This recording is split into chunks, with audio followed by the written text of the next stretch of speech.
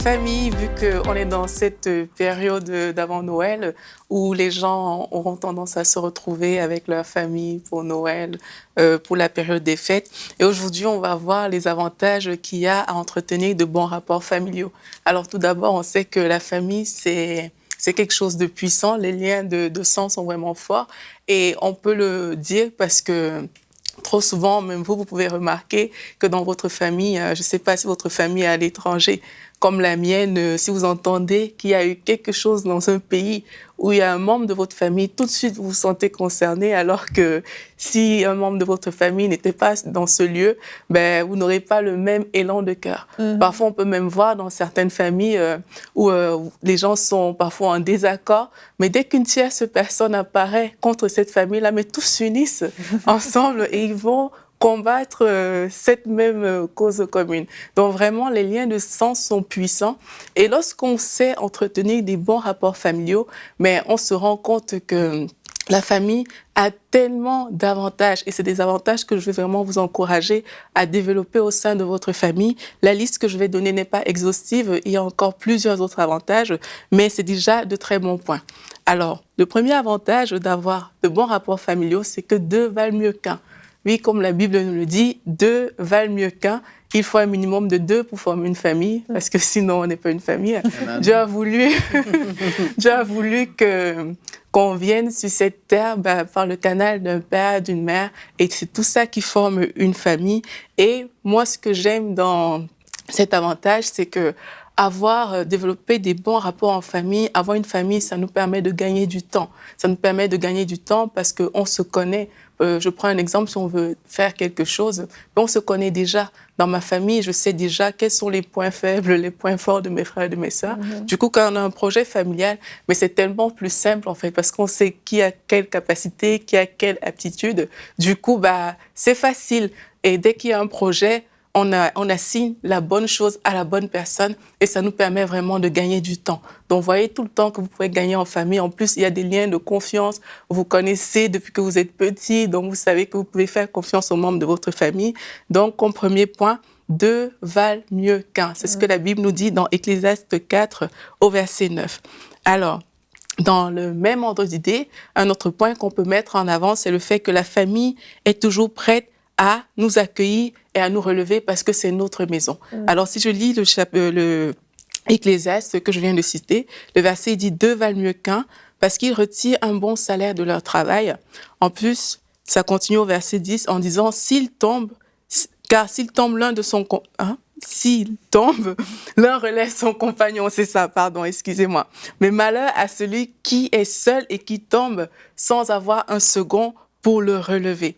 Alors, c'est généralement dans la famille qu'on va trouver ce second qui nous relève, parce que parfois, on ne peut pas aller vers des étrangers, on ne peut pas aller vers les personnes étrangères pour leur expliquer nos défis, parce qu'ils ne vont pas tout simplement nous comprendre, mais c'est vraiment vers les membres de nos familles respectives qu'on peut retourner et dire tiens, voilà, j'ai pas peur de m'humilier devant toi quelque part, j'ai pas peur si je suis tombée de retourner à la maison parce que à la maison, on sera toujours prêt à vous accueillir. Donc vraiment, entre frères et sœurs, c'est des choses qui sont disponibles et il ne faut pas se priver de cette grâce-là. Alors, un autre point que je peux citer, c'est que notre caractère, il va se forger dans notre famille. La Bible nous dit dans Proverbe 27, au verset 17, « L'homme s'affine au contact de son prochain, tout comme le fer se polit par le fer. » Alors, oui, dans notre famille, parfois ça va s'effriter et ça va nous permettre de développer notre caractère. Et on peut penser que c'est négatif, mais c'est faux. C'est très positif ce point-là parce que Dieu nous a créés pour être en relation les uns avec les autres. Alors, c'est bien vraiment que notre caractère soit poli, soit façonné dans notre famille pour qu'à l'extérieur, on puisse manifester un bon caractère. On sait que le caractère est aussi rattaché à la destinée. Donc, il faut que le caractère soit travaillé. Et dans la famille, très souvent, c'est dans la famille qu'on vous dit la vraie vérité, comme on dit chez nous. On vous dit les vraies choses qui vous concernent, on ne le cache pas. C'est très difficile pour quelqu'un qui ne vous connaît pas vraiment de venir vous dire, vous donner une remarque si elle est négative. Alors, c'est au sein de la famille où les gens se connaissent, on n'a plus rien à se prouver, on sait qu'on s'aime, qu'on peut vous dire, tiens, quand tu te comportes comme ça, sache que c'est quelque chose qui n'est pas bon pour toi. Donc, vraiment, c'est une bonne chose que d'avoir à être aiguisés en famille, les uns les autres, ça produit du beau fruit. Alors, dans la famille, on trouve également l'affection et l'entraide. Romains 12, verset 10 nous dit « Par amour fraternel, soyez pleins d'affection les uns pour les autres, par honneur, usez de prévenance réciproque. » Alors, le simple fait de jouer ensemble, le simple fait que dans la famille, on se répartit les rôles, vous savez, parfois, on va dire « toi, tu vas faire la vaisselle, toi, tu vas faire la lessive, etc. » Le simple fait de se repartir ces rôles-là fait en sorte que on peut passer des moments de qualité dans la famille, on peut jouer ensemble, et puis c'est parce qu'on s'aime qu'on le fait. C'est aussi une façon de manifester notre affection qu'on a les uns pour les autres, parce qu'il y a quelqu'un qui va faire, par exemple, à manger. C'est pas chacun qui va chercher son repas, lui tout seul, mais il y a quelqu'un qui va le faire. Et puis, tous autour d'un repas, autour d'une table, on va développer des moments de qualité. Et puis aussi des aides financières qui peuvent se faire en famille. Moi, plusieurs fois, j'ai été le bénéficiaire d'aides financières de la part de ma famille. Et vraiment, mon loyer a été payé plusieurs fois par mes frères, mes sœurs. Ma voiture m'a été offerte par une de mes sœurs. Mais vraiment, j'ai été souvent l'heureux bénéficiaire parce qu'on a su développer ces rapports-là. Et quand on parle comme ça ne veut pas dire qu'il faut vivre au crochet les uns des autres, parce que dans certains contextes, il y a des personnes qui peuvent profiter de ces situations familiales-là. Mais ça signifie tout simplement que dans la famille, il faut qu'on soit capable de se donner les moyens de réussir les uns les autres en se donnant un petit coup de pouce et en s'aidant.